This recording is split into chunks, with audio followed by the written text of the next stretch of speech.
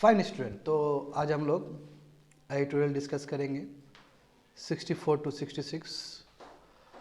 पहला जो इशू है बहुत ही इम्पोर्टेंट इश्यूज है। WTO का कॉन्फ्रेंस हुआ था दुबई में, ये मिनिस्ट्रियल कॉन्फ्रेंस 13 और ये बाइनियल मीटिंग है, यानी कि 2 साल में एक बार मीटिंग होता है, ये समझे, 2 इयर्स में। तो मिनिस्ट्रियल कॉन्फ्रेंस 13 में बहुत कुछ निकल के आया है। हालांकि और भी अभी केस चल रहे हैं, मुद्दा और भी हो रहा है, तो आने वाले समय में भी पढ़ोगे, यानी कि आने वाले समय में भी अलग अलग एडिटोरियल्स में देखोगे ये मुद्दा। तो several contentious issues between India and the developed world at ministerial conference 13, यानी कि ऐसा बहुत सारे इश्यूज दे सकते हो जो कि डेवलप्ड कंट्री और डेवलपिंग कंट्री के बीच में अभी भी मतभेद है। तो क्या मतभेद है, स्पेशली इंडिया या क्या अपना कंटेंशियस इश्यूज है, डेवलप कंट्री क्या अपना उसका स्टैंड है, ये सभी चीज़ समझेंगे और ये बहुत कम्प्रिहेंसिव एडिटोरियल होगा ये। दूसरा देखो, राज्यसभा का इलेक्शन, जान रहे हो राज्यसभा का इलेक्शन हुआ था, हिमाचल में भी हुआ, बहुत सारे राज्य में हुए हैं। तो आखिर इलेक्शन का प्रोसेस क्या होता है राज्यसभा का, तो उसको अच्छे से देखने का प्रयास करेंगे। तो इससे क्या होगा कि फिर स्टैटिक जो पॉलिटी का स्टैटिक है वो और ठीक हो जाएगा तुम लोग का।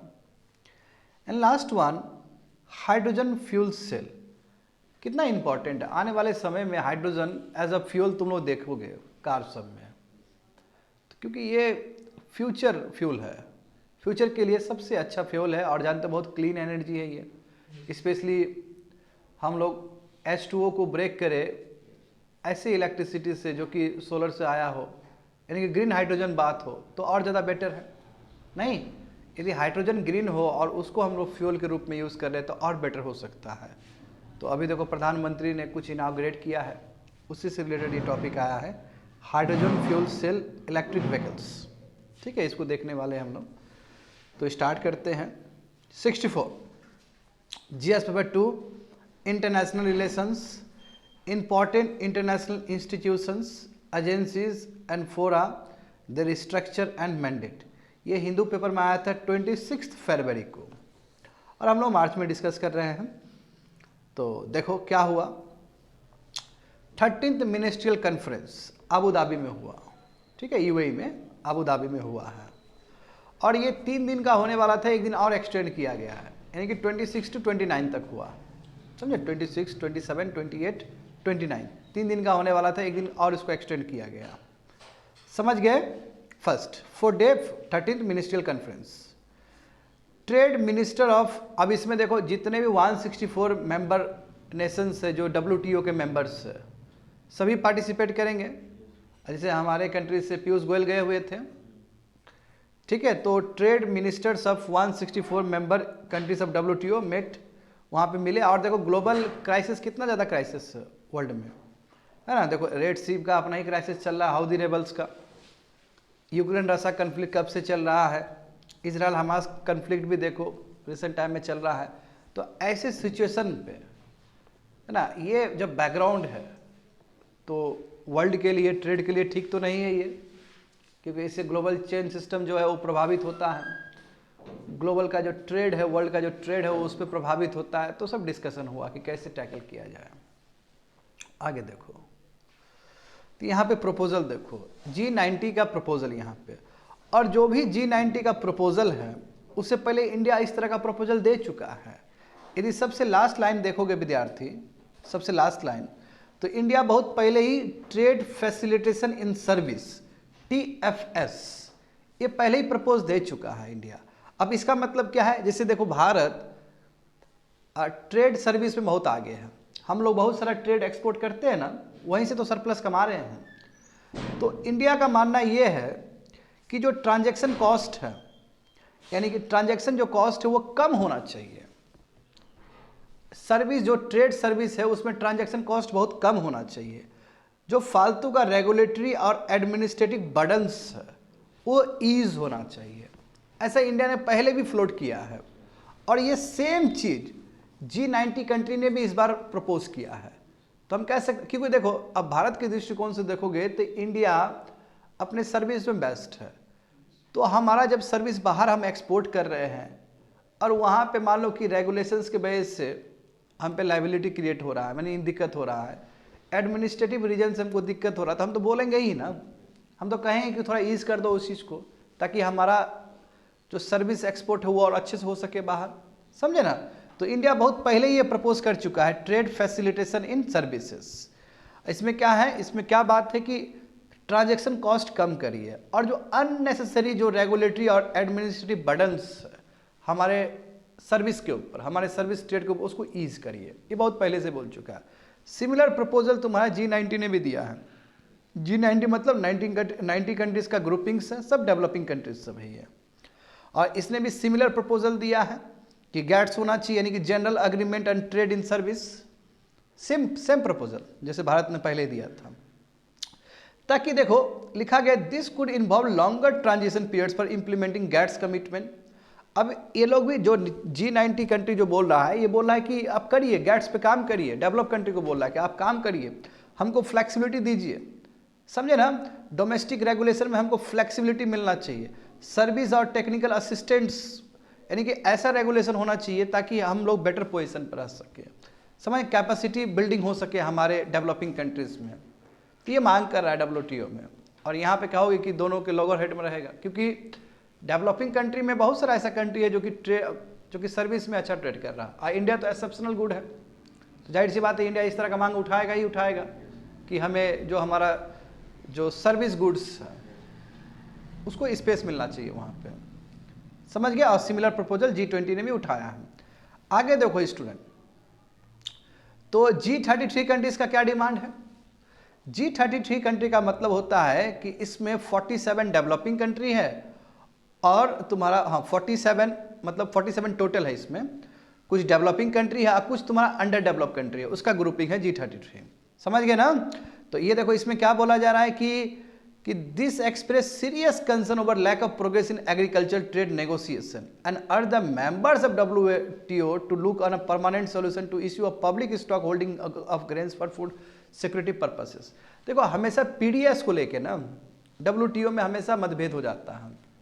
जैसे इंडिया का ही देख लो, हम लोग भारत सरकार बहुत ज़्यादा, भारत सरकार का जो FCI है, फूड कॉर्पोरेशन ऑफ इंडिया, बहुत प्रोक्योर करती है ना, राइस प्रोक्योर करती है, व्हीट प्रोक्योर करती है। तो ये जो G33 कंट्रीज है वो भी बोल रहा है कि हमको सोल्यूशन दो PDS का, क्योंकि जब PDS का कोई भी बात करता है तो WTO में बात पहुंच जाता है। और इंडिया भी देखो, इंडिया भी जो टोटल फूड प्रोडक्शन है भारत में उसका 10% से ज़्यादा इंडियन गवर्नमेंट प्रोक्योर कर रहा है, जो कि नहीं होना चाहिए नॉर्मल केस में। WTO में क्या फ्रेमवर्क है कि जो भी टोटल आपका प्रोडक्शन है उस 10% से कम आप प्रोक्योर कर सकते हो। मैं इंडिया का 10% ब्रीच हो जाता है, क्योंकि हम राइस और व्हीट बहुत प्रोक्योर करते हैं PDS चलाने के लिए। तो ठीक है, इंडिया के पास एक क्लाउज है जिसको बोलते हैं बाली क्लाउज। बाली का जो पीस क्लाउज है उसको हम इन्वोक करते हैं। मैं इंडिया ही बोला कि कब तक आखिर वो करेंगे, हमको सोल्यूशन चाहिए, हमको सोल्यूशन चाहिए। मैं डेवलप कंट्री वो सोल्यूशन देने के लिए तैयार ही नहीं है, जो बात है। आ रहा है समझ में तुम लोग को। तो यहाँ पे देखो सिमिलर, इसलिए सिमिलर प्रपोजल ये G33 ने रखा कि हमको परमानेंट सोल्यूशन चाहिए public stock holding of grains का, समझे, PDS का। ये लोग भी मांग कर रहा है जैसे इंडिया मांग कर रहा है। तो ये बात है।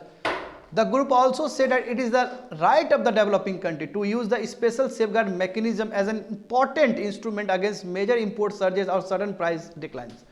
अब बोला है कि डेवलपिंग कंट्री को बिल्कुल पूरा इजाजत होना चाहिए कैसे वो डोमेस्टिक रेगुलेट करे अपने प्रोडक्ट्स के ऊपर। कई बार होता है ना कि तुम खोलो, दरवाजा खोलो, ग्लोबलाइजेशन है, दरवाजा खोलो, तो अब तुम डेवलपिंग कंट्री को बोलोगे खोलने के लिए तो डेवलपिंग कंट्री को नुकसान हो सकता है, समझे। इसलिए डेवलपिंग कंट्री बोला है कि हमको पूरा इजाजत होना चाहिए कि हम डोमेस्टिक कैसे रेगुलेट करें। हाँ, स्पेशल सेफगार्ड मैकेनिज्म होना चाहिए कि अचानक इंपोर्ट सर, जैसे एग्जांपल देखो, चाइना से अचानक स्टील आ जाता है हमारा, तो उस समय हम एंटी डंपिंग ड्यूटी लगाते हैं, एंटी सेफगार्ड ड्यूटी लगाते कि नहीं लगाते हैं, ताकि डोमेस्टिक मार्केट हमारा न्यूट्रलाइज हो सके। तो बिल्कुल डेवलपिंग कंट्री को इस चीज़ का इजाज़त होना चाहिए, समझे। वही बात उठाया है। यदि मान लो कि सटन प्राइस डिक्लाइन हो गया तो उस समय भी होना चाहिए। तो डोमेस्टिक मार्केट यानी कि डेवलपिंग कंट्री अपने डोमेस्टिक मार्केट कैसे रेगुलेट करे, किस तरह का एंटी सेफगार्ड ड्यूटी लगाए, एंटी डंपिंग ड्यूटी लगाए, ये पूरा इजाज़त होना चाहिए डेवलप, और एक अच्छा सोल्यूशन होना चाहिए। हाँ, देखो G33 कंट्री ने ये माना है, वही सेम बात किया है कि यस हमें परमानेंट सोल्यूशन चाहिए पीडीएस का। समझ गए स्टूडेंट? पीडीएस का। और इंडिया का भी सिमिलर डिमांड है, देखो यहाँ पे समझ में आ जाएगा तुम लोग को। हाँ, इंडिया का भी सिमिलर डिमांड है, इसमें लिखा होगा बाद में, मगर इंडिया का डिमांड बहुत पहले से है। अब यहाँ पे देखो कुछ कुछ इश्यूज इंडिया ने उठाया है। What are the issues flagged by India at ministerial conference 13 in the name of environmental protection. अब देखो प्रॉब्लम क्या है कि यूरोपियन यूनियन सब इन्वायरमेंट को प्रोटेक्ट करने के नाम पे ना बहुत बड़ा बड़ा टैक्स लगाना चाह रहा है। अब हम ये जानते हैं ना कि कार्बन बॉर्डर एडजस्टमेंट मैकेनिज्म जो टैक्स है, और ये लागू होगा तुम्हारे जनवरी 1 2026 के बाद। इसमें क्या है कि जितने भी 7 कार्बन इंटेंसिव सेक्टर जैसे स्टील हो गया, सीमेंट हो गया, फर्टिलाइजर हो गया, एल्यूमिनियम हो गया, हाइड्रोकार्बन प्रोडक्ट्स हो गया, समझे, इस पे टैक्स लगेगा। क्यों? क्योंकि जैसे देखो इंडिया में स्टील बनाने में कितना कार्बन निकलता होगा, फर्टिलाइजर बनाने में कितना कार्बन फुटप्रिंट निकलता होगा, है ना, ग्रीन हाउस गैस निकलता होगा, एल्यूमिनियम बनाने में बहुत निकलता है, हाइड्रोकार्बन प्रोडक्ट्स बनाने में बहुत निकलता है। अभी ये लोग बोल रहा है कि 1 जनवरी 2026 से ये लोग लागू करेगा ये चीज़। तो ये लागू करेगा तो हमारा देखो लगभग 20 से लेकर 35% तो टैक्स ऐसे ही कट जाएगा, यानी कि हम लोग लूजर हो जाएंगे। और इंडिया बोल रहा है कि WTO में इन्वायरमेंट का क्या काम है। WTO तो एक प्योरली ट्रेड रिलेटेड सेंटर है। यदि आपको इन्वायरमेंट से रिलेटेड काम करना है तो अलग से UNFCCC के गाइडलाइंस में करवाओ, और भी बहुत सारा मैकेनिज्म है ना इन्वायरमेंट के लिए। अब ट्रेड सेंटर में क्यों लेके आ रहे हो, ट्रेड ऑर्गेनाइजेशन में ये मुद्दा क्यों लगा रहे हो, ये ठीक नहीं है। क्योंकि WTO में ट्रेड से रिलेटेड ही मुद्दा होना चाहिए। बताओ, ये लोग कार्बन बॉर्डर एडजस्टमेंट मैकेनिज्म लेके आ गया, तो इसलिए इंडिया बिल्कुल भी खुश नहीं है। देखो यहाँ पे तुम लोग को समझ सकते हो, नीचे क्या लिखा गया है कि यूरोपियन यूनियन देखो 1/4 ऑफ इंडिया से, यानी कि इंडिया जो एक्सपोर्ट करता है आयरन ओर पेलेट्स हो गया, आयरन हो गया, स्टील हो गया, एल्यूमिनियम हो गया, तो 25% यूरोपियन यूनियन में ही जाता है। अब मान लो कि ये लोग CBAM carbon border adjustment mechanism लगाए तो गंदे तरीके से हिट करेगा ये प्रोडक्ट्स पे। हमारा तो लगभग 30% तो टैक्स ही में कट के चला जाएगा। तो इंडिया का बात भी बहुत सही है कि अब देखो इंडिया क्यों ना करे।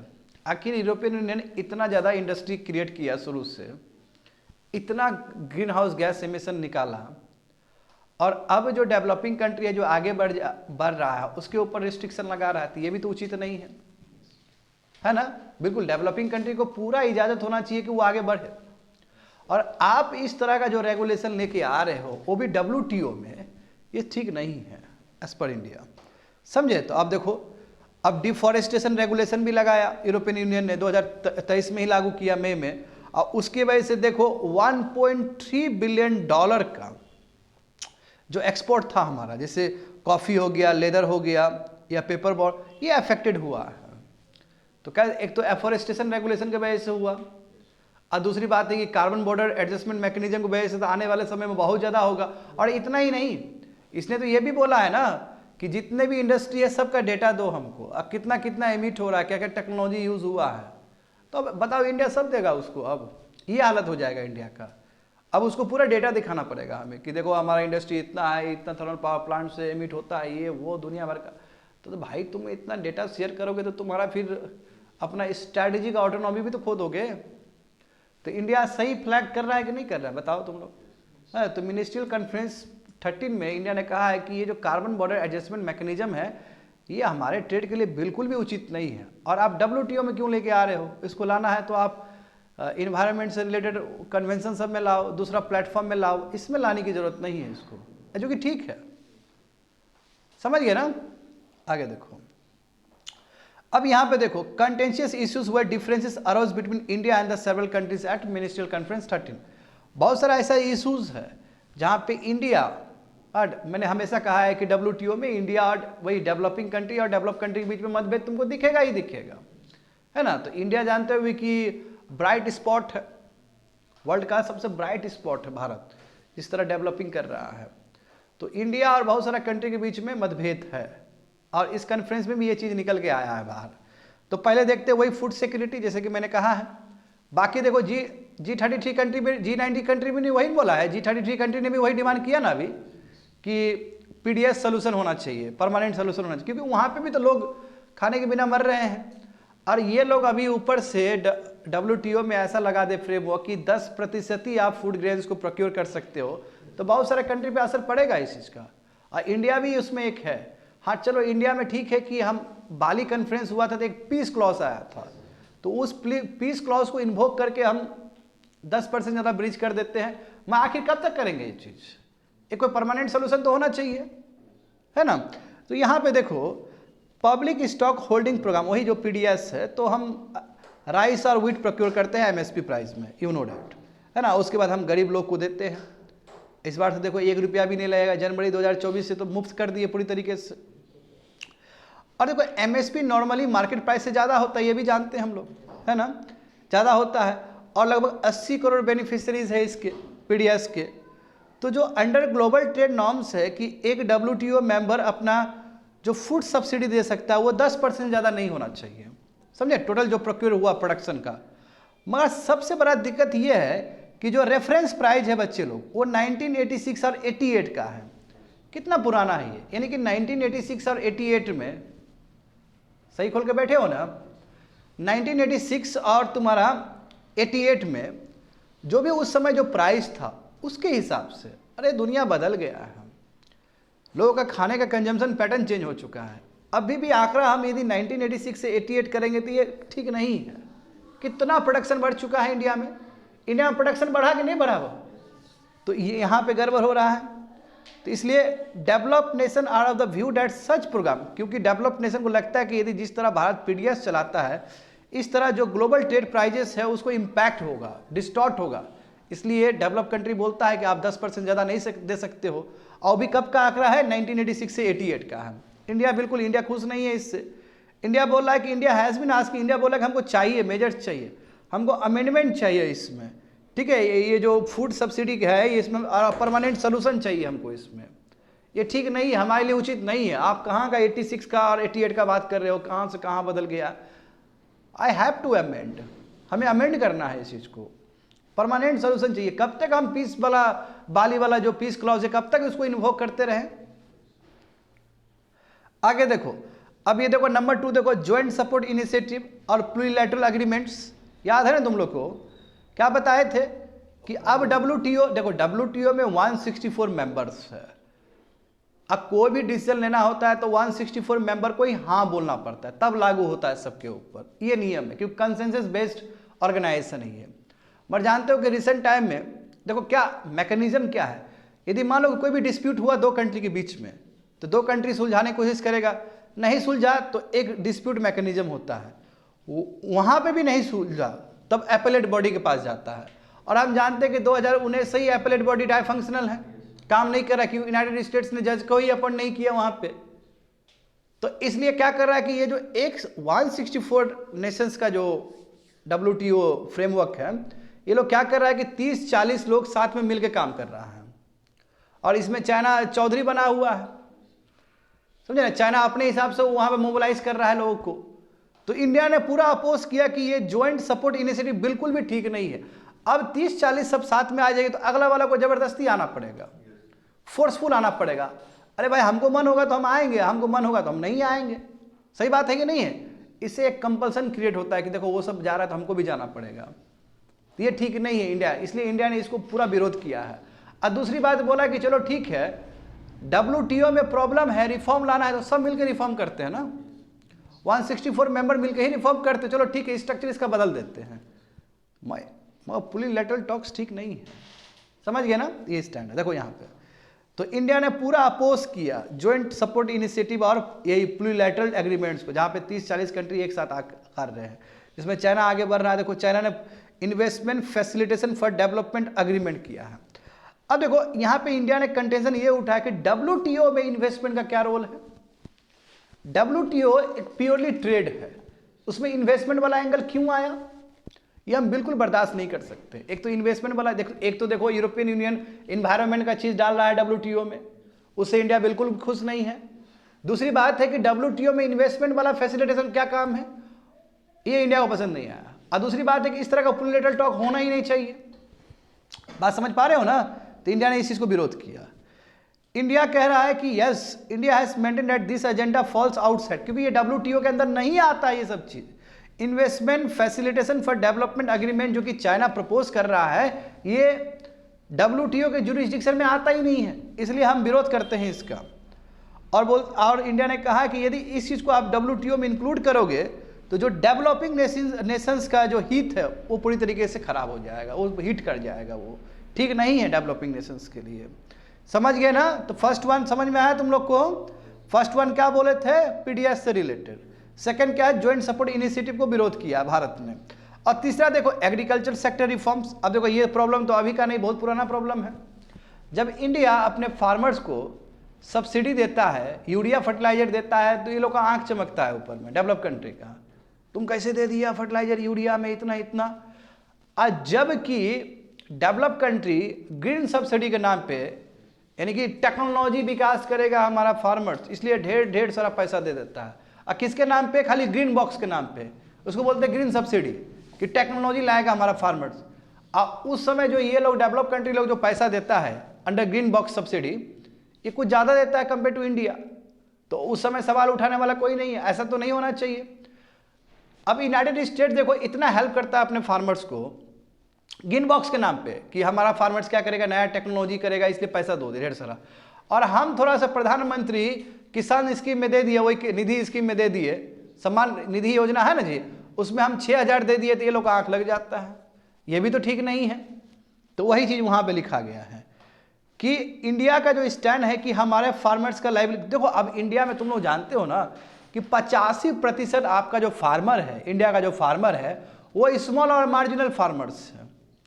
अब उसको तो वो कॉर्पोरेट वाला फार्मर का तो ट्रीटमेंट नहीं कर सकते हो, तो इन लोगों को तो सब्सिडी मिलना ही चाहिए, है ना, नंबर वन। यही कारण है कि RCEP से भी निकल गए हम, क्योंकि फार्मर और जो डेयरी प्रोडक्ट वाले जो फार्मर्स, उसको इम्पैक्ट पड़ता। जब हमारा फार्मर्स, अधिकतर फार्मर्स 85% स्मॉल और मार्जिनल फार्मर्स है, तो कैसे हम डेवलप कंट्री के हिसाब से चल सकते हैं, जरा बताना। दूसरी बात है कि डेवलप नेशन हमेशा बोलता है कि डोमेस्टिक सपोर्ट मत करो, है ना, ओपननेस रखो, सप्लाई और डिमांड चीज रखो, ठीक है, मगर तुम कौन सा रख रहा है? तुम भी तो ग्रीन बॉक्स सब्सिडी दे रहा है और तुम हमको सिखा रहा है। और तुम्हारा जो ग्रीन बॉक्स सब्सिडी है वो ज़्यादा पैसा है, उसमें तुम ज़्यादा सपोर्ट कर रहे हो फार्मर्स को और हमको बोल रहे हो, ये तो उचित नहीं है। और ये देखो हमेशा रहता है WTO में इस चीज़ को लेकर। आगे देखो WTO रिफॉर्म्स। अब जैसे कि मैंने कहा WTO देखो, WTO में कितना 164 मेंबर्स है, कोई भी फैसला कंसेंसस बेस्ड होता है, वही इक्वल वॉइस, और उसके बाद डिस्प्यूट सेटलमेंट मैकेनिज्म रहता है। देखो जैसे कि दो कंट्री के बीच में कुछ मतभेद हुआ, तो उसके बाद यदि वहाँ पे नहीं सुलझा तो डिस्प्यूट सेटलमेंट मैकेनिज्म के पास जाता है। यदि वहाँ पे भी नहीं सुलझा तो एपेलेट बॉडी के पास जाएगा। और हम जानते हैं कि 2019 से एपेलेट बॉडी बंद है, हाँ, क्योंकि US ने रोक रखा है, जजेस का अपॉइंटमेंट होने नहीं दे रहा है। तो इंडिया ने कहा कोई बात नहीं है, इंडिया ने कहा कोई दिक्कत नहीं है, हम इस चीज़ को रिफॉर्म करेंगे, हम सब 164 मेंबर बोल के क्या करेंगे, रिफॉर्म्स करेंगे, क्योंकि सभी का ही है। अब देखो मीनवाइल यूरोपियन यूनियन अपना ही एक सेपरेट प्रपोजल ला रहा है अल्टरनेट मैकेनिज्म का। अब यूरोपियन यूनियन यदि सेपरेट मैकेनिज्म लेके आएगा डिस्प्यूट को रिजॉल्व करने का, क्या इंडिया पर लागू हो सकता है? क्या इंडिया के लिए फिट बैठेगा? वो बिल्कुल नहीं बैठेगा। ये चाइना अपने ही मन से कर रहा है WTO में काम, है ना। यूरोपियन यूनियन बोला कि हम अपने हिसाब से करेंगे। यूरोपियन यूनियन इन्वायरमेंट का चीज़ WTO में घुसा दिया और चाइना तुम्हारा इन्वेस्टमेंट का चीज़ घुसा रहा है, तो कितना उचित है बताओ जरा। डेवलपिंग कंट्री को तो दिक्कत होगा और इंडिया ऐसा कंट्री को बहुत दिक्कत होने वाला है। तो क्या बोल रहा है यूरोपियन यूनियन का, हमारा एक सेपरेट प्रपोजल है अल्टरनेट मैकेनिज्म के लिए, तो इंडिया विरोध करेगा इस चीज़ का भी, जो बात है, बात समझ गए ना। तो इसलिए जब WTO में प्रॉब्लम है तो सब मिलकर इसको रिफॉर्म करते हैं, वो ज़्यादा सही रहेगा। स्ट्रक्चर ही बदल देते हैं इसका सब मिलके। ये सही सोल्यूशन है कि नहीं बताओ तो? जब 164 मेंबर्स इन्वॉल्व है तो सभी का ना इन्वॉल्वमेंट होना चाहिए रिफॉर्म्स में, कि अपने हिसाब से कोई जो कंट्री जो पावरफुल है वो अपने हिसाब से करेगा, तो अपने हिसाब से करेगा, फिर WTO का मतलब क्या हुआ? फिर समझ में आ रहा है ना ये चीज़। आगे देखो, हाँ, फिशरी सब्सिडी, देखो ये अभी का मामला है, कब का? ये देखो बहुत पुराना मामला है ये, मुश्किल से 2022 में, है ना। इंडिया का बोलने की वजह से 2022 में क्या हुआ कि जो इलीगल, अनरिपोर्टेड और अनरेगुलेटेड फिशिंग हो रहा था उस पर चर्चा हुआ, उस पर अग्रीमेंट बना, और ये बहुत प्रयास के बाद हुआ। अब इसका मतलब क्या है? देखो ये जो कंट्री देखते हो, नॉर्डिक कंट्रीज सब, यूरोपियन कंट्रीज सब, इसके पास टेक्नोलॉजी बहुत है और ये लोग बहुत ज़्यादा ही सब्सिडी देता है फार्मर्स को, वही मछुआरे को, फिशरमैन को। और ये लोग क्या करता है कि अपना एक्सक्लूसिव इकोनॉमिक जोन से भी बाहर निकल के खूब मछली पकड़ता है। तो जो इन्वायरमेंट, जो सस्टेनेबिलिटी का बात है, सबसे ज़्यादा तोड़ने वाला यूरोपियन कंट्रीज ही है। पता आप कितना यूरोपियन कंट्रीज तो अफ्रीकन कोस्ट में आकर मछली पकड़ रहा है, जबकि उसका जुरिडिक्शन ही नहीं है वहाँ पे। तो फाइनली इंडिया के बोलने की वजह से, इंडिया के प्रेशर की वजह से, या इंडिया ऐसा कंट्री के प्रेशर की वजह से 2022 में एक समझौता हुआ कि इलीगल, अनरिपोर्टेड, अनरेगुलेटेड फिशिंग्स के लिए सब्सिडी नहीं दिया जाएगा, क्योंकि ये लोग पूरा सब्सिडी देता था फार्मर्स को, यूरोप का कंट्री सब। देखो, now the members are negotiating, अब मेंबर्स अब नेगोशिएट करेंगे ओवर फिशिंग के लिए बिल्कुल भी सब्सिडी नहीं दिया जाएगा। और जहाँ पे ओवर कैपेसिटी हो रहा है, यानी कि बहुत ज़्यादा यदि फिशिंग किया जा रहा है तो उसके लिए कर्ब किया जाएगा। बिल्कुल इंडिया इसमें चैंपियन है, इंडिया ने इस मुद्दा को उठाया था। फाइनली 2022 में कुछ हेडवे हुआ है, समझे। अब इंडिया देखो, यहाँ पे इंडिया का देखो स्टैंड देखो। जैसे हम जानते हैं कि 1992 में कॉमन बट डिफरेंशियल रिस्पॉन्सिबिलिटी, सबका जिम्मेदारी है वर्ल्ड को बचाना, मगर डेवलप कंट्री का ज़्यादा जिम्मेदारी है। क्यों? क्योंकि डेवलप कंट्री ज़्यादा कल्प्रिट है ग्रीन हाउस गैस एमिशंस के लिए, ग्लोबल वार्मिंग के लिए, क्योंकि ये शुरू से इंडस्ट्रियल रेवोल्यूशन कर रहा है। इंडिया बेचारा बात का चीज़ है नहीं। तो सिमिलरली फिशिंग के लिए भी इंडिया ने यही बात रखा है कि जो फिशिंग है, हमारा जो फिशरमैन है वो 80 लाख 90 लाख है, और उसको जो सब्सिडी भी हम देते हैं कितना कम देते हैं। और हमारे पास जो बोर्ड भी है तो कोई बहुत भयानक बोर्ड तो नहीं है, मतलब सिंपल वाला है हम लोग का, कोई बहुत खतरनाक तो नहीं है हमारे पास। और आप जो हो इतना दिन से फिशिंग किए, आप तो अफ्रीकन कोस्ट में जाकर फिशिंग कर लेते हो, आपने तो पूरा तहस नहस कर दिया ओशन को, सीज को। तो आपका काम होना चाहिए कि आप उसको रोको और हमको फैसिलिटी दो करने के लिए। क्यों? क्योंकि हमने उतना ज़्यादा रिसोर्सेज को एक्सप्लॉइट नहीं किया जितना आपने किया है। तो कॉमन बट डिफरेंशियल रिस्पॉन्सिबिलिटी, ठीक है, हम भी फिशिंग, ओवर फिशिंग नहीं करेंगे, बट हमें फ्लेक्सिबिलिटी ज़्यादा मिलना चाहिए, और आप शुरू से कर रहे हो, समझे। तो इंडिया ने देखो वही बोला, इंडिया चैंपियन है इस चीज़ को लेके, कॉमन बट डिफरेंशियल रिस्पॉन्सिबिलिटी लेके। अब देखो, इंडिया लो फिशरीज सब्सिडाइज, इंडिया बहुत कम सब्सिडी देता है 80-90 लाख अपने फिशरमैन को, समझे। तो इंडिया बेटर किया है as compare to others. India ने कम पॉल्यूट किया है, इंडिया ने कब इन्वायरमेंट को हार्म किया है, क्योंकि ओवर फिशिंग करोगे तो इन्वायरमेंट को हार्म कर रहे हो, समझे। तो इंडिया ने बोला है India has proposed that developing country be allowed to give subsidy to their poor fisherman, यानी कि एक्सक्लूसिव इकोनॉमिक जोन तक, जानते हो 200 नॉटिकल माइल्स तक होता है एक्सक्लूसिव इकोनॉमिक जोन, है ना। वहाँ तक डेवलपिंग कंट्री है, जो पोर कंट्री है, उसको पूरा फैसिलिटी मिलना चाहिए सब्सिडी देने का अपने फिशरमैन को, समझे। और rich countries engage in fishing beyond this zone, जो रिच कंट्री है, जो रईस कंट्री है, जो यूरोपियन कंट्री सब है, जो एक्सक्लूसिव इकोनॉमिक जोन से बाहर जाके भी फिशिंग कर रहा है, उसको तुरंत बंद कर देना चाहिए, और ऐसे फिशरमैन को सब्सिडी बिल्कुल भी नहीं देना चाहिए, समझे, कम से कम 25 साल तक आगे। और इंडिया ऐसा कंट्री ऑफ डेवलपिंग कंट्री को मौका मिलना चाहिए, क्योंकि कॉमन बट डिफरेंशियल रिस्पॉन्सिबिलिटी। आया समझ में तुम लोग को? हाँ, छठा नंबर देखो, देखते हो कितना इश्यूज हुआ है WTO में, कितना इश्यूज पे चर्चा हुआ है। छठा नंबर देखो, moratorium and e commerce trade. देखो, ई कॉमर्स ट्रेड जानते हो, है ना, अमेजन जान रहे हो ना, है ना, फ्लिपकार्ट, सब ई कॉमर्स सर्विस है। ज़्यादातर ई कॉमर्स सर्विस में कौन है? यूएस ही है, यूएस का ही कंपनी सब है। अब देखो 1998 याद करो, उस समय बोला गया था कि हम मोराटोरियम दे रहे, यानी कि इस ट्रेडिंग प्लेटफॉर्म पे कुछ भी टैक्स नहीं लगेगा। ये बात हुआ था 1998 में। भाई 1998 तो शुरुआत था वो ई कॉमर्स साइट का, तो उस समय दुनिया को नहीं पता था कि ई कॉमर्स साइट इतना भयानक बन जाएगा आने वाले समय में। किसको पता था कि ई कॉमर्स साइट घर घर पहुंच जाएगा?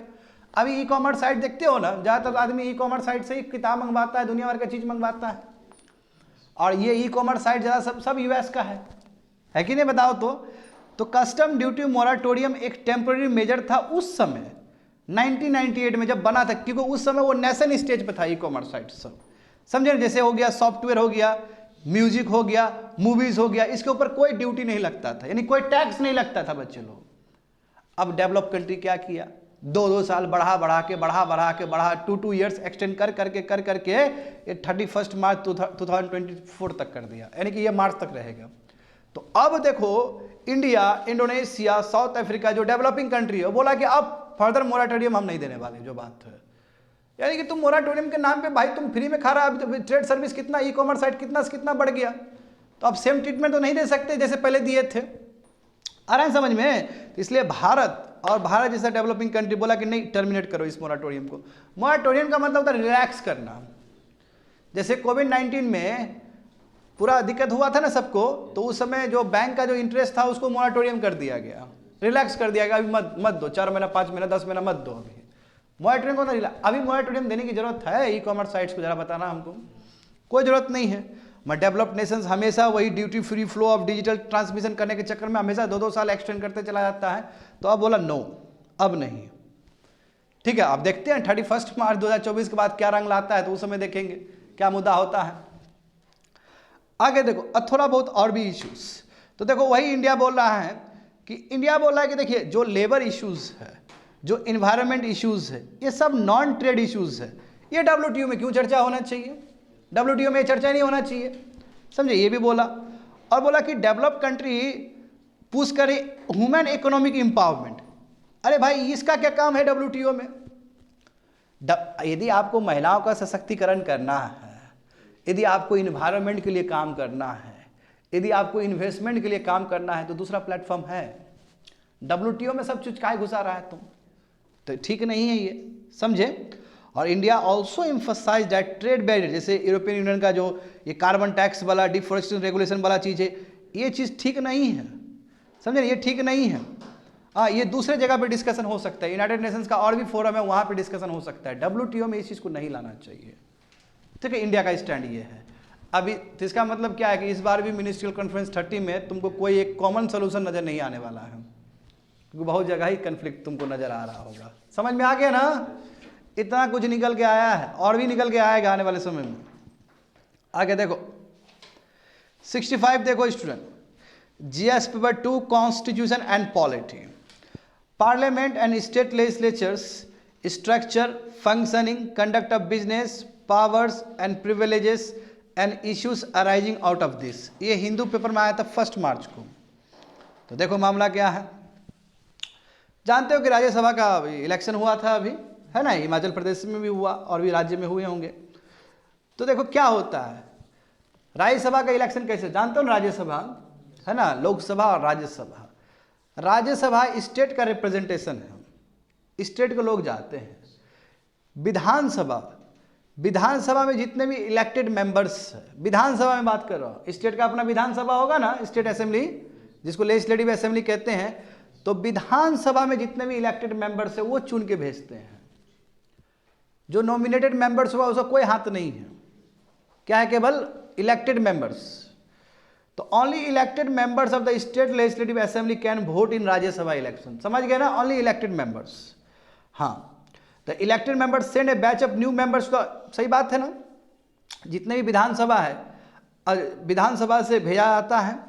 और जानते हो कि टेन्योर कितना रहता है? 6 साल का रहता है। और जो राज्यसभा है वो परमानेंट हाउस है, कभी डिसॉल्व नहीं होता है स्टूडेंट, कभी डिसॉल्व नहीं होगा राज्यसभा। लोकसभा डिसॉल्व हो जाएगा जनरल इलेक्शन के साथ। तो ये परमानेंट हाउस है, 6 साल का इसका टेन्योर होता है, समझे? And upper every 2 years for a 6 term, यानी कि 2-2 साल में चुनाव होता है। 2 years में चुनाव होता है, फिर जाते हैं, इस तरह ऐसे करके प्रोसेस रहता है। हाँ, मान लो कि वैकेंसी हो गया, जैसे मान लो कि एक्स को चुन के भेज दिया राज्यसभा में, और वो 2 साल के अंदर मान लो किसी रीजन से या तो इसने रेजिग्नेशन दे दिया, या फिर उसका डेथ हो गया, या फिर डिस्क्वालीफाई हो गया, तो उस केस में कितना दिन बचा है? 4 साल और बचा है। तो 4 साल के लिए ही दूसरे को भेजा जाएगा।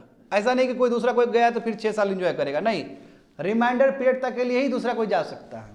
जैसे एक्स गया था, वो गया था कितना साल के लिए? 6 साल के लिए गया था। मात्र मान लो कि लेट से 2 साल तक काम किया और वो रिजाइन कर दिया, उसका डेथ हो गया, डिस्क्वालीफाई हो गया, तो कितना बचा है उसका टेन्योर? 4 साल बचा है ना। तो अब जो आदमी उसके जगह में नया जो नियुक्ति होगा विधानसभा से, वो केवल 4 साल के लिए ही होगा। हाँ, विधानसभा भेजेगा, विधानसभा भेजेगा। नहीं, इसको बाई इलेक्शन नहीं बोलते, इसको सिंगल ट्रांसफरेबल वोट सिस्टम कहते हैं। उसको बाई इलेक्शन नहीं कहते। बाई इलेक्शन वाला कॉन्सेप्ट होता है इलेक्शन कमीशन ऑफ इंडिया के अंदर आता है, कंडक्ट करने वाला। इसका तुम्हारा विधानसभा में होता है। हाँ, चुनाव करवाता है, सही। हाँ, मैं इसको बाई इलेक्शन नहीं कहते हैं, बाई इलेक्शन लोकसभा वाला टर्मिनोलॉजिकली होता है। हाँ, वैकेंट हो जाएगा तो बिल्कुल विधानसभा भेजेगा अपना, हाँ विधानसभा भेजता है उस चीज़ को। हाँ देखो अंतर है, ये जो सिस्टम है वो सिंगल ट्रांसफरेबल वोट सिस्टम है, ठीक है। अब थोड़ा देर में मैं बताऊंगा सिंगल ट्रांसफरेबल वोट सिस्टम क्या होता है। ये समझ में आ गया तुम लोग को कि ऐसा हुआ। राज्यसभा क्या परमानेंट हाउस है, कभी डिसॉल्व नहीं होता है, मैं बता चुका हूं तुम लोग को।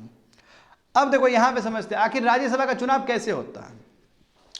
जो राज्यसभा का जो चुनाव है वो प्रोपोर्शनल रिप्रेजेंटेशन से होता है। देखो बहुत ही गजब ट्विस्ट है यहाँ पे, देखो अब ताकि मेजोरिटी, अब देखो क्या हुआ, लोकसभा में तो जानते हो मोदी जी का दबदबा है ना, ऐसा राज्यसभा में ना हो बोल के कॉन्सेप्ट डिफरेंट है। जैसे मान लो कि एक इमेजिन करो कि 200 मेंबर का एक विधानसभा है, हाँ 200 मेंबर का एक विधानसभा है, तो सरकार बनाने के लिए कितना चाहिए आपको, 101 चाहिए। मान लो कि जो मेजोरिटी पार्टी है, जो सरकार में जो पार्टी उसका 120 सीट है और 80 सीट मान लो कि दूसरे अपोजिशन का है, मान के चलो एग्जाम्पल दे रहे हैं। तो इस समय क्या है कि 200 आदमी है, 120 इसका है और इसका है। अब मान लो कि 5 आदमी को चुनाव करना है उस विधानसभा से राज्यसभा के लिए, तो 5 आदमी में 3 आदमी जाएगा 120 से और 2 आदमी जाएगा 80 से, ताकि अपोजिशन को ही मौका मिले वहां पे जाने का। ये खास बात होता है राज्यसभा के चुनाव में, ताकि मेजोरिटी वाला चीज वहां पे रिफ्लेक्ट ना हो, ताकि अपोजिशन को भी मौका मिले वहां पे जाने का। That is the beauty of Rajya Sabha election. आया समझ में ये चीज। तो देखो यहाँ पे वोटिंग क्या होता है, सिंगल ट्रांसफरेबल वोट सिस्टम से होता है, ये जानते हो तुम लोग, हालांकि मैं थोड़ी देर में एक्सप्लेन करूंगा कि कैसे सिंगल ट्रांसफरेबल वोट सिस्टम काम करता है, ठीक है, ताकि वो प्रिंसिपल ऑफ मेजोरिटी ना हो, समझ गए ना। यानी कि जो जिसका 120 का नंबर है खाली वही लोग नहीं पहुंचे, इसलिए इस तरह का व्यवस्था किया गया है कि अपोजिशन का भी आदमी पहुंच सके, क्योंकि 80 सीट है भाई उसका, तो 2 आदमी तो बनता है वहां से, 3 आदमी यहाँ से लो, 2 आदमी उधर से लो, तो अपोजिशन वाला भी पहुंचा कि नहीं पहुंचा। मैं लोकसभा में ऐसा है, लोकसभा में ऐसा नहीं है। आ रहा है समझ में ये चीज। हाँ अब देखो इफ द प्रिंसिपल, यदि मान लो कि मेजोरिटी वाला प्रिंसिपल अप्लाई कर देते हैं, यानी कि मान लो कि 200 वाला, वही सेम बोले 200 वाला आदमी था, 120 और 80, और यदि 5 आदमी केवल 120 वाला जाता तो राज्यसभा में क्या होता, वहां पे भी जानते हो जो पार्टी सत्ता में हो वहां पे भी डोमिनेट हो जाता वो। इस चीज को अवॉइड किया गया, और इस चीज को अवॉइड करने के लिए व्यवस्था है जिस व्यवस्था को हम सिंगल ट्रांसफरेबल वोट सिस्टम कहते हैं। सिंगल ट्रांसफरेबल वोट सिस्टम का मतलब क्या होता है कि आप किसी को वोट देते हो, हाँ वोट जब दे रहे हो तो उसमें आपको ऑप्शन एक से अधिक है। जैसे एग्जांपल देखो, इस क्लास में कई विद्यार्थी बैठे हुए हो, है ना, तो मेरा फर्स्ट प्रेफरेंस लेट से एक्स को है, यदि एक्स नहीं जीता तो फिर वाई को होगा, यदि वाई नहीं जीतेगा तो फिर जेड को होगा, ऐसे करके। तो फिर प्रेफरेंस देखा जाता है, मैक्सिमम का प्रेफरेंस देखा जाता है और उस हिसाब से उसको चुना जाता है। तो सिंगल ट्रांसफरेबल वोट सिस्टम का बढ़िया बात क्या है कि इसमें प्रेफरेंस बहुत ज़्यादा होता है। जैसे अभी लोकसभा का चुनाव होने वाला है, लोकसभा का चुनाव में क्या है कि तुम एक नेता को किसी को वोट दोगे। राज्यसभा का जो चुनाव होता है सिंगल ट्रांसफरेबल वोट सिस्टम ऐसा नहीं है, तुम 3-4 आदमी को चुन सकते हो और प्रेफरेंस दे सकते हो कि नंबर 1 हम इसको प्रीफर कर रहे हैं, यदि ये नहीं बनेगा तो 2 वाला बनेगा, 2 वाला नहीं बनेगा 3 वाला बनेगा, 3 वाला नहीं बनेगा तो 4 वाला बनेगा। तो तुम्हारा जो वोट है खारिज ही नहीं होगा, कोई ना कोई तो बन जाएगा। आ रहा है समझ में ना। तो यही सिंगल ट्रांसफरेबल वोट सिस्टम है। देखो तो सिंगल ट्रांसफरेबल वोट सिस्टम वही बोला गया ना कि प्रेफरेंस के हिसाब से होता है, समझ गए ना। अब देखो अब कैसे, एक कैंडिडेट रिक्वायर्ड से specified number of first preference votes to win, सही बात है ना। किसी कैंडिडेट को जीतना है, जैसे 200 लेजिस्लेटिव मेंबर वाला एक स्टेट में 5 आदमी को चुनना है, तो अधिक जिसको 5 आदमी को चुनना है, एग्जाम्पल में बोल रहा हूँ, तो जिसको सबसे ज़्यादा फर्स्ट प्रेफरेंस मिला हो तो वो आराम से जीत जाएगा। हो सकता है कि 200 आदमी में कितना आदमी ने फर्स्ट प्रेफरेंस किसी और को चुना होगा, कितना आदमी ने उसी आदमी को सेकंड प्रेफरेंस दिया होगा, तो ओवरऑल कितना उसको पॉइंट मिला उस हिसाब से भी हो जाएगा। मैं बताऊंगा थोड़ी देर में, गणित बताऊंगा इसका। कैंडिडेट्स फिल, जैसे मान लो कि कोई पॉलिटिकल पार्टी से, जैसे बीजेपी पार्टी से कोई कैंडिडेट उसमें जाना चाहता है, 5 मेंबर्स है और कोई बीजेपी से जाना चाहता है, तो उसके लिए एटलीस्ट उस पार्टी का 10% उसको प्रपोज करे। यानी कि मान लो कि बीजेपी का कितना है, 120 मेंबर है, एक असेंबली लेते हैं जिसमें 120 मेंबर बीजेपी का है, उसमें 10% कितना हो जाएगा, 12 आदमी। तो 12 आदमी को प्रपोज करना पड़ेगा कि ये आदमी हमारा पार्टी का है, इसको हम लड़वा रहे हैं। तो 10% प्रपोज करना पड़ता है, ये पार्टी के लिए है, समझे। मान लो कि कोई इंडिपेंडेंट खड़ा हो रहा है, इंडिपेंडेंट भी तो खड़ा हो ही सकता है कोई भी, तो उसके लिए बाकी जितने हाउस के जितने हैं, हाउस के 10%, समझे ना, लिखा गया ना, for independent should be 10 proposal, अच्छा 10% नहीं, आई एम सॉरी, 10 प्रपोजल होना चाहिए, 10% नहीं, उसके लिए इंडिपेंडेंट के लिए, इंडिपेंडेंट के लिए कितना होना चाहिए, 10 प्रपोजल होना चाहिए, यानी कि 200 मेंबर हैं, 200 मेंबर है ना बच्चा लोग, समझ पा रहे हो ना। यदि बीजेपी से कोई लड़ना चाहे, बीजेपी को 120 मिला है, एग्जाम्पल के तौर पर 120 मिला है, और कोई कैंडिडेट बीजेपी से उठना चाहता है, तो बीजेपी का 10% आदमी को बोलना पड़ेगा कि ये कैंडिडेट हमारा उठेगा, तो बीजेपी का 10% कितना होगा, 12 आदमी 120 में। कोई इंडिपेंडेंट उठना चाहता है तो 200 असेंबली में कोई 10 आदमी प्रपोज कर दे कि चलो ठीक है इसका नामांकन कर देते हैं, 10 आदमी वहाँ पे, समझे ना, जो इंडिपेंडेंट कैंडिडेट है। आगे देखो, how the candidate gets elected, कैसे इलेक्टेड होगा, तो देखो बहुत अच्छा दिया गया है, जो कि मैं तुम लोग को पॉलिटी में भी पढ़ा चुका हूँ। एग्जाम्पल लेते हैं कि 200 मेंबर का लेजिस्लेटिव असेंबली है और 4 मेंबर को चुनना है, लेट्स से एग्जाम्पल, क्या एग्जाम्पल है कि 200 मेंबर असेंबली, लेजिस्लेटिव असेंबली में टोटल है, स्ट्रेंथ है, और 4 मेंबर को चुनना है राज्यसभा के उसके लिए, इलेक्शन के लिए, एक स्टेट से। समझ में आ रहा है तुम लोग को। तो टोटल वैल्यू कितना हुआ, 200 मेंबर्स हुआ ना, उसको मल्टीप्लाई करो 100 से, तो कितना हुआ, 20,000 हुआ, 20,000 हुआ ना जी। अब 20,000 को डिवाइड करो 5 से, समझे, 4 मेंबर, हाँ 5 से डिवाइड करो, समझे, हाँ उसमें ऊपर में गलत लिखा गया, 5 मेंबर्स टू बी इलेक्टेड होगा, समझे ना, 5 मेंबर्स होगा, उसमें 4 मेंबर्स लिखा गया ना, वो 5 मेंबर्स होगा, वहाँ पे लगता है मुझे गड़बड़ कर दिया है। यानी कि 200 मेंबर हैं, उसमें हमें 5 मेंबर चुनना है, समझे ना, 5 मेंबर चुनना है, तो हम क्या करेंगे, 200 को मल्टीप्लाई करेंगे 100 से, कितना हुआ, 2000 हुआ, 2000 को डिवाइड करेंगे 5 से, कितना हो जाएगा, 4000 हो जाएगा, और 4000 में +1 करेंगे तो कितना हो गया, 4001 हो गया। तो जिसको 4001 पॉइंट मिल गया या उससे अधिक मिल गया वो जीत गया।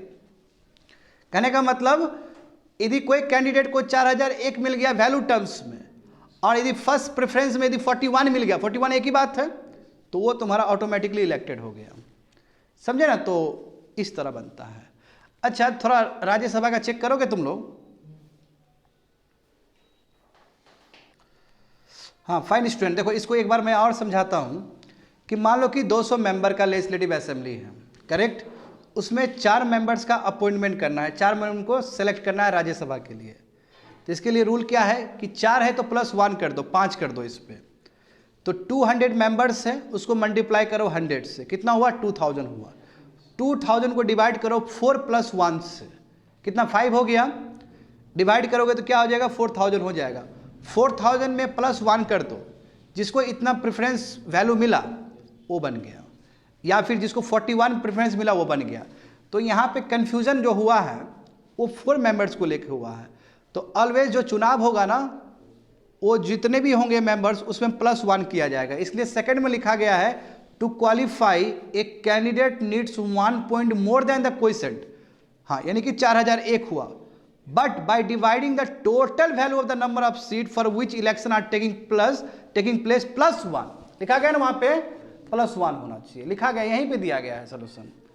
तो 4 है तो +5 करो, उसके बाद डिवाइड करो, डिवाइड कितना करोगे, 200/4 + 1। देखो ये बहुत इंपॉर्टेंट कॉन्सेप्ट सब है बाबू। राज्यसभा का चुनाव है ना, प्रेसिडेंट का जो चुनाव है, उपराष्ट्रपति का जो चुनाव है, बहुत इंपॉर्टेंट है सिविल सर्विस के लिए। तो क्या हुआ, 200/4 + 1, 5 हुआ ना जी। तो पहले 200 है, उसको वैल्यू के टर्म्स में देखो कितना हो जाएगा, 100 से वो कर दो, मल्टीप्लाई कर दो, 20,000 हो गया, 20,000 डिवाइडेड बाई 5 कितना हो गया, 4000, इसमें +1 कर दो। तो जिस कैंडिडेट को 4001 वैल्यू टर्म्स मिला या 41 प्रेफरेंस वोट्स मिला, वो ऑटोमेटिकली इलेक्टेड हो जाएगा। यदि नहीं हुआ तो सेकंड प्रेफरेंस पॉइंट से फिर जाएगा वो बात। तो यदि फर्स्ट राउंड में नहीं हुआ तो फिर सेकंड राउंड में जाएगा। यही तो खासियत है सिंगल ट्रांसफर वोट सिस्टम का। आया समझ में? चलो, तो Rajya Sabha polls have a limited form of openness. देखो अब कैसे काम होता है। अब क्या सबसे बड़ा सवाल है, क्या व्हिप लगता है यहाँ पे? ये क्वेश्चन था ना रैंडम थॉट्स में, क्या व्हिप लगता है? तो व्हिप यहाँ पे नहीं लगता है। व्हिप का मतलब क्या होता है कि जो आला कमान जो आदेश दे आपको, पॉलिटिकल जो पार्टी होता है, ऊपर जो हेड होता है, वो कहते हैं कि आपको इसी को वोट देना है, तो डैट इज कॉल, यानी कि आपको यही फैसला लेना है, उसको बोलते हैं व्हिप बोलते हैं। व्हिप ऑफिसर भी होते हैं। तो यहाँ पे देखो, यहाँ पे व्हिप जारी नहीं होगा। तो राज्यसभा का जो इलेक्शन होता है वो ओपन बैलेट है, मगर इसमें लिमिटेड ओपननेस है। कैसे लिमिटेड ओपननेस है? देखो, ताकि जो एमएलए है, आखिर विधानसभा में ही चुनाव हो रहा है, ये जो एमएलए है वो गलत ना कर दे, इसलिए वहाँ पे एक पार्टी ऑथराइज एजेंट होता है और उसको दिखा के वोट डाला जाता है। जैसे मान लो कि बीजेपी का कोई मेंबर है वोट दे रहा है, तो बीजेपी का अपना एक एजेंट होगा, मतलब वही पार्टी ऑथराइज एजेंट होगा, उसको दिखा के वोट करेगा कि देखिए हम इसको वोट कर रहे हैं। बस उसी को दिखाना है, किसी दूसरे को दिखाएगा तो फिर रद्द हो जाएगा। वो खाली पार्टी ऑथराइज एजेंट को ही दिखा के तुम्हारा बैलेट बॉक्स में वो अपना गिराएगा। हाँ, यदि वो जो बैलेट है किसी दूसरे को दिखा दिया है ना, पार्टी एजेंट छोड़ के दूसरे को दिखा दिया, तो वो इनवैलिड हो जाएगा उसका वोट। समझ में आ रहा है ना? वो इनवैलिड हो जाएगा, जहाँ तक सवाल है। हाँ, और जहाँ तक इंडिपेंडेंट की बात है, तो इंडिपेंडेंट को किसी को दिखाने की जरूरत नहीं है। कोई इंडिपेंडेंट कैंडिडेट्स है और उसको वोट देना है तो उसको दिखाने की जरूरत नहीं है। आया समझ में तुम लोग को? यहाँ पे देखो, क्या नोटा अभी जानते हो जनरल इलेक्शन में नोटा का कॉन्सेप्ट होता है। तो सवाल यहाँ पे उठता है, क्या नोटा वाला नॉन ऑफ द अबव जो है, क्या नोटा वाला चीज़ यहाँ पे हो सकता है? तो सुप्रीम कोर्ट ने कैटेगरिकली बोला है, 2014 और 15 में 2 सर्कुलर जारी किया गया था इलेक्शन कमीशन ऑफ इंडिया का, कि इसने उस समय इलेक्शन कमीशन ऑफ इंडिया ने बोला कि राज्यसभा के इलेक्शन में भी नोटा होना चाहिए। मगर 2018 में सुप्रीम कोर्ट ने इस चीज़ को स्ट्रक डाउन कर दिया। नो, राज्यसभा का चुनाव जो पॉपुलेशन नहीं दे रहा है, पीपल नहीं दे रहा है, वो विधानसभा का ही मेंबर दे रहे, इसलिए नोटा वाला कॉन्सेप्ट बिल्कुल भी नहीं होगा वहाँ पे, क्योंकि ये इलेक्शन यूनिवर्सल एडल्ट फ्रेंचाइजी के हिसाब से नहीं हो रहा है। क्या राज्यसभा का जो इलेक्शन हो रहा है क्या यूनिवर्सल एडल्ट फ्रेंचाइजी के हिसाब से हो रहा है? क्या 18 साल के प्लस जितने भी ये लोग सब वोट दे रहे हैं? नहीं दे रहे हैं ना। इसलिए नोटा का कॉन्सेप्ट यहाँ बिल्कुल भी नहीं होना चाहिए, क्योंकि ये इनडायरेक्ट इलेक्शन है। इनडायरेक्ट इलेक्शन में नोटा का कोई काम नहीं है। आ रहा है समझ में तुम लोग को? तो इसका कोई काम नहीं है। Does cross voting attract disqualification? देखो, बहुत इंपॉर्टेंट चीज़ है। यदि क्रॉस वोट हो जाए, जैसे मान लो कि बीजेपी का आदमी था, वो एमएलए था, और उसने मान लो कि दूसरे को वोट दे दिया, कैंडिडेट 5 उठाया ना, चार कैंडिडेट उठाया लेट्स से, और उसने दूसरे को वोट दे दिया, तो क्या डिस्क्वालिफिकेशन हो जाएगा? एंटी डिफेक्शन लॉ लग जाएगा उसके ऊपर? तो सुप्रीम कोर्ट ने कहा कि बिल्कुल एंटी डिफेक्शन लॉ नहीं लगेगा उसके ऊपर। हाँ, मगर जो पार्टी के जो लीडर है वो अपना डिसिप्लिनरी एक्शन ले सकते हैं उसके ऊपर। वो पार्टी के लीडर डिसिप्लिनरी एक्शन ले सकते हैं, मगर एंटी डिफेक्शन लॉ नहीं लगेगा। जानते हो ना एंटी डिफेक्शन लॉ? हाँ, एंटी डिफेक्शन लॉ नहीं लगेगा उसमें। तो ये बोला है कि एमएलए रिटेन्स देयर फ्रीडम, तो वो जिसको भी वोट देना है दे सकता है। मगर सुप्रीम कोर्ट ने कैटेगरिकली बोल दिया है कि एंटी डिफेक्शन लॉ इसके ऊपर नहीं लगेगा, मगर पार्टी जो कंसर्न पार्टी वो अपना डिसिप्लिनरी एक्शन ले सकता है। समझ गए स्टूडेंट? कंप्लीटेड। तो ये चीज़ जानना बहुत ज़रूरी है कि क्या राज्यसभा के इलेक्शन के टाइम में कोई दूसरे को यदि कैंडिडेट को वोट दे देता है तो क्या उस समय लगता है एंटी डिफेक्शन? तो नहीं लगता है। क्या व्हिप जारी किया आता है इसके लिए? तो व्हिप भी जारी नहीं किया आता है। वहाँ पे पार्टी एजेंट होते हैं, उसी को दिखाना होता है जिसको वोट देना है। समझ गए? कंप्लीटेड। Second completed. हिमाचल में तो यही नहीं हुआ जी, इशू तो हिमाचल प्रदेश का ही हुआ, इसलिए डिस्क्वालीफाई कर दिया गया लोग को। क्या पार्टी के विरोध में चला गया वो? हाँ, क्रॉस वोटिंग कर दिया उसने। उसमें क्या लगा है? पार्टी में डिसिप्लिन बनाने के लिए उसको हटाया कि उसमें? हाँ, डिसिप्लिनरी एक्शन लिया गया है। क्या ऐसा पावर है कि एमएलए को हटा सकता है डिसिप्लिन पावर? हाँ, बिल्कुल बिल्कुल, पार्टी हटा सकता है, डिस्क्वालीफाई कर सकता है, स्पीकर के ऊपर है। फिर तो वो उसी वाला बात है। हाँ, तो वो स्पीकर के ऊपर डिपेंड करता है किस तरह का चीज़ लगा है। इसमें बोला गया, अब देखो ये सुप्रीम कोर्ट में मामला जाएगा फिर से। ये डिसिप्लिनरी एक्शन हुआ, पार्टी के अंदर से हुआ है। आला कमान है ना जी, हिमाचल का अपना कांग्रेस है, और 2-3 ने क्या किया, 3-4 ने ऐसे ही कुछ किया है, क्रॉस वोटिंग कर दिया, वो बीजेपी के साइड चला गया है ना। तो ऐसा तो नहीं करना चाहिए था। तो डिसिप्लिनरी एक्शन लेने का तो पूरा पावर है। अब डिसिप्लिनरी एक्शन वो स्पीकर के थ्रू लिया है। अब इस पे सुप्रीम कोर्ट अपना संज्ञान लेगा। मामला गया है, पहुंचा है वहां पे, देखेंगे क्या होता है आगे। 66 देखो, GS paper 3 science and technology. Science and technology development and their application and effects in everyday life achievements of Indians in science and technology, Indianisation of technology and developing new technology. ये Hindu paper में आया था 26 फरवरी को। तो मामला है, देखो क्या है इसमें। हमारे प्रधानमंत्री ने India's first indigenously develop hydrogen fuel cell ferry को उद्घाटन किया है, इनॉग्रेट किया, लॉन्च किया, डिजिटल लॉन्च किया है। समझे ना। तो प्रधानमंत्री ने ये लॉन्च किया है। ये फेरी है, फेरी सर्विस समझ रहे हो ना, नाव वाला सर्विस है ये। किसने बनाया है इसको? कोचिन शिपयार्ड लिमिटेड ने बनाया है। और कहाँ पे सर्विस ये डिप्लॉय किया गया है? वाराणसी में। तो ये तुमको जहाज वाराणसी में जाते हुए नजर आएगा, वहाँ पे उस पानी में जाते हुए नजर आएगा। और पहली बार ये हाइड्रोजन फ्यूल से ये बना हुआ है, तो ये अपने आप में बहुत इंपॉर्टेंट चीज़ हो गया। इसको बनाने में कितना लगा स्टूडेंट? 18 करोड़ रुपया लगा है। ठीक है, किसको हैंड ओवर किया गया? Inland waterway authority of India. समझ गए ना, ministry of ports shipping of waterways, इन्होंने 75% कॉस्ट दिया है इस, यानी कि 18 करोड़ में 75% ministry of ports and shipping and waterways ने दिया है। समझ गए? हाँ। खास बात क्या है? देखो खास बात ये है कि हाइड्रोजन फ्यूल टैंक्स, यानी कि जो टैंक है उसमें पेट्रोल डीजल नहीं है, हाइड्रोजन है फ्यूल। सबसे बड़ी बात ये है, कार्बन फाइबर से बना हुआ चीज़ है। और इसको कई बार क्रैश टेस्ट भी करवाया गया। क्रैश टेस्ट करवाने की जरूरत है ना, ड्यूरेबिलिटी चेक करने के लिए, कितना स्ट्रांग है, कितना स्ट्रेंथ है। तो क्रैश टेस्ट भी हुआ है, असम में पास हो गया और अभी फाइनली इसको डिप्लॉय कर दिया गया वाराणसी घाट में। इंडिया का पहली बार इस तरह का तुम प्रोजेक्ट देख रहे हो, फेरी सर्विस के लिए हाइड्रोजन फ्यूल का यूज़ किया गया है। वेरी वेरी डिफरेंट नाम, क्योंकि देखो जो हाइड्रोजन है वो फ्यूचर फ्यूल है, समझे। देखो अब यहाँ पे समझो, at the heart of the fuel electric vehicle is a device. तो अब क्या खास बात है इसमें हाइड्रोजन यूज़ किया जाएगा, hydrogen as a fuel use किया जाएगा।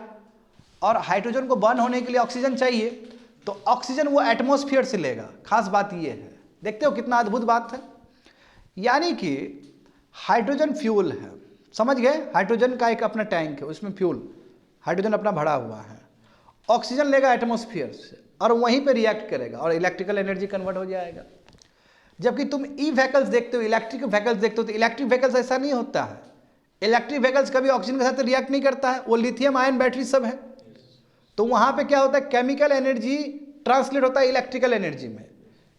किसमें? लिथियम आयन बैटरी सब में, इलेक्ट्रिक व्हीकल्स सब में। मैं यहाँ पे थोड़ा अलग हो रहा है। यहाँ पे क्या हो रहा है कि फ्यूल था, हाइड्रोजन फ्यूल था, ऑक्सीजन लिया एटमॉस्फेयर से, रिएक्ट किया और इलेक्ट्रिकल एनर्जी कन्वर्ट हुआ है। तो देयर इज सम डिफरेंसेस। देखो तो फ्यूल, देखो वही बोला ना, fuel cell combines hydrogen and oxygen to generate electric current. और वाटर क्या होगा? बाय प्रोडक्ट होगा।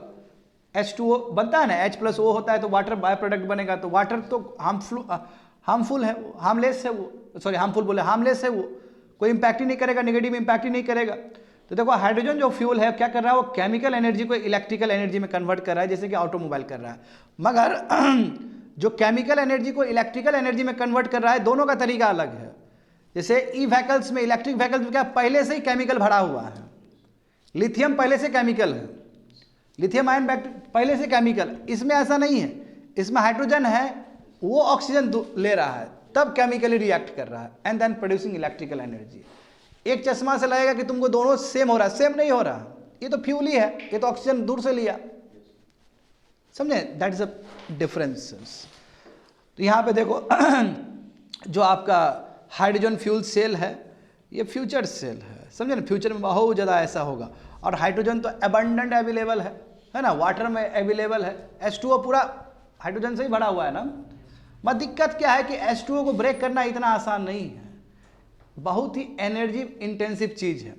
अभी देखो बच्चे लोग, अभी जो हाइड्रोजन निकलता है, ठीक है, अभी जो हाइड्रोजन निकलता है वो मीथेन को बर्न करने से, स्टीम करने से, और जिसमें कार्बन फुटप्रिंट होता है। हमें किस तरह का हाइड्रोजन चाहिए? हमें ग्रीन हाइड्रोजन चाहिए। तो ग्रीन हाइड्रोजन का मतलब क्या है कि जो इलेक्ट्रोलाइसिस जो प्रोसेस कर रहे हो, यानी कि H2O को ब्रेक कर रहे हो, और जो इलेक्ट्रिसिटी आप लगा रहे हो वो भी सोलर एनर्जी से आना चाहिए, वो भी रिन्यूएबल एनर्जी से आना चाहिए।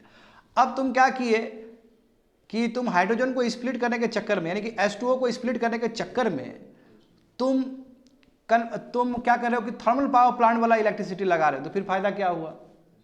इसलिए फ्यूल कैसा होना चाहिए? ग्रीन फ्यूल होना चाहिए, ग्रीन हाइड्रोजन फ्यूल होना चाहिए। ग्रीन हाइड्रोजन फ्यूल का मतलब क्या है कि जो एनर्जी हम लगा रहे हैं वो रिन्यूएबल एनर्जी होना चाहिए, तब जाके H2O को ब्रेक करना है, फिर H को अलग करना है। जब H को अलग कर देंगे तो क्या हो जाएगा? वो ग्रीन हाइड्रोजन हो जाएगा, ग्रीन हाइड्रोजन फ्यूल हो जाएगा। समझ गए ना। यहाँ पे देखो फिगर दिया गया है कुछ। अभी देखो, अभी जैसे पेट्रोल डीजल कम होता है तो इस तरह जाते हैं पेट्रोल पंप में हम लोग, इंटरनल कंबशन इंजन के लिए जाते हैं ना। दूसरा देखो, जैसे लिथियम आयन बैटरी का है तो 3 घंटा 4 घंटा चार्ज करना पड़ता है हमें, बैटरी स्टोरेज इलेक्ट्रिक व्हीकल्स के लिए इंडिया में आने लगा है इस तरह का चीज़ भी। अब फ्यूचर में मान लो कि हाइड्रोजन फ्यूल करना हो तो देखो हाइड्रोजन फ्यूल क्या है तुम्हारा, उस तरह पेट्रोल पंप टाइप का रहेगा, हाइड्रोजन रहेगा, तुम भरोगे वहाँ पे H2 भरोगे और आगे जो जाएगा तो वहाँ पे रिएक्ट करेगा, H उधर चला जाएगा, फिर ऑक्सीजन लेगा वहाँ से, और जो वहाँ पे दिख रहा होगा ऐसे करके तुम लोग को दिख रहा है, गाड़ी में 2 टैंक दिख रहा होगा, देखो ये वाला, एक हाइड्रोजन फ्यूल लिया आगे जाकर रिएक्ट किया उसमें, समझे, वहाँ पे ऑक्सीजन लिया एटमॉस्फेयर का, वहाँ रिएक्ट करेगा।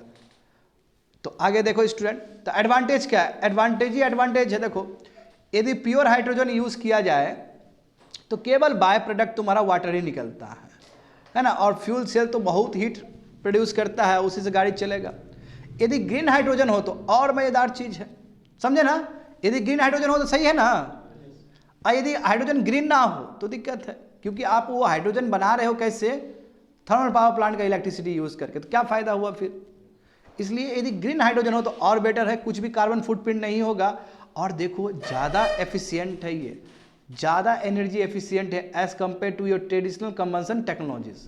जो अभी हम इंटरनल कंबंशन इंजन देखते हैं ना गाड़ी का, उसे कंपेयर में ज़्यादा एफिशिएंट है ये, समझे। और जहाँ तक सवाल है बैटरी का, तो बैटरी देखो, बैटरी में अब मान लो कि इलेक्ट्रिक व्हीकल्स है, उसको चार्ज करना होता है तो बहुत प्लग्ड इन करना पड़ता है। इसमें क्या है कि एक बार तुम हाइड्रोजन फ्यूल भर लिया तो 300 किलोमीटर तक आराम से चलेगा वो, तो इसका रेंज भी बड़ा है। एक बार फ्यूल भरवा लिए, हाइड्रोजन फ्यूल भरवा लिए तो 300 किलोमीटर तक से पहले रुकना ही नहीं है तुमको, चलते रहो, तो रेंज बहुत बड़ा है इसका। हाँ, डिसएडवांटेज भी है, व्हीकल्स अभी एक्सपेंसिव है क्योंकि नेशन स्टेज में ये सब बहुत महंगा होगा, है ना। अब फ्यूल डिस्पेंसिंग यानी कि जो पेट्रोल पंप जो देखते हो इस तरह का जो पंप है बहुत कम है, और उसको बनाने में पैसा लगेगा, इंफ्रास्ट्रक्चर लगेगा उसमें, समझे। और दूसरी बात है कि अभी तक जो हाइड्रोजन जो प्रोड्यूस होता है वर्ल्ड में, तो अधिकतर तो तुम्हारा स्टीम मीथेन रिफॉर्मिंग प्रोसेस से ही होता है, जिसमें हम मीथेन को यूज़ करते हैं, CH4 को यूज़ करते हैं। अब CH4 को यूज़ करने का मतलब क्या, हालांकि वो नेचुरल गैस है, नेचुरल गैस से भी तुम्हारा कार्बन डाइऑक्साइड इमिट होता है ना जी, तो उसमें भी तो आपका कार्बन डाइऑक्साइड इमिट हो रहा है। मगर कल के दिन में यदि इलेक्ट्रोलाइसिस प्रोसेस से, मतलब वही ग्रीन इलेक्ट्रिसिटी से, सस्टेनेबल इलेक्ट्रिसिटी से यदि हम इलेक्ट्रोलाइसिस करते तो ज़्यादा बेटर रहेगा, मगर जानते हो कि वो वाइबल नहीं है। अब तुमको 1 kg हाइड्रोजन को $5 $6 लग रहा है तो बहुत नुकसान हो जाएगा। कायदे से कितना होना चाहिए, $1 होना चाहिए। 1 kg हाइड्रोजन प्रोड्यूस करना है तो $1 होना चाहिए ताकि कम पड़े। तो ये एक वाइबिलिटी एक सवाल है।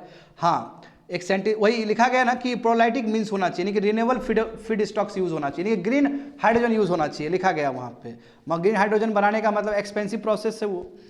अब यहाँ पे देखो सवाल सेफ्टी का भी है। 1937 में कुछ हुआ था, हाइड्रोजन फील्ड किया था और वहाँ पे ना एयरशिप इंसिडेंट हुआ था, यानी कि एक्सीडेंट हुआ था।